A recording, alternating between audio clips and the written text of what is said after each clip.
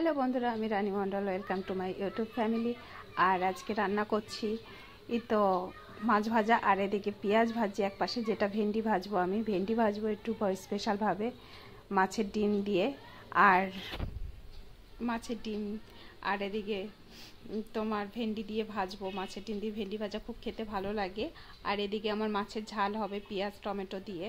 আর আরেকটা জিনিস অবশ্যই বানাচ্ছি, যেটা ভালো লাগে, এটা আমার রবিবারের খাবার ছিল, তো এই মাছ ভাজা করে নিচ্ছি। আর এদিকে ভেন্ডি ভাজা দিয়ে। কে কেমন আছো বলো, আমার ভিডিও কারা কোথা থেকে দেখছো একটু প্লিজ কমেন্ট করে জানিও। আমার এই ভিডিওটা দেখে একটু লাইক কমেন্টস করেও। আর এই যে আমি সর্ষে শুকনো লঙ্কা ফোড়ন দিয়ে আমডাল করছি। আজকে আমার এইটাই মেনু ছিল রবিবারের। তো মাছের ঝাল আর আমডাল ভেন্ডি ভাজা, এই যে আমার পুরো রেডি রান্না। আর খাওয়াটা আমার ভীষণ ভালো লাগে এই রান্নাটা। এই গরমের সময় আমডাল, টক ডাল আর ভেন্ডি ভাজা, কুমড়ো ফুলের বড়া, এগুলো ভীষণ পছন্দের খাবার।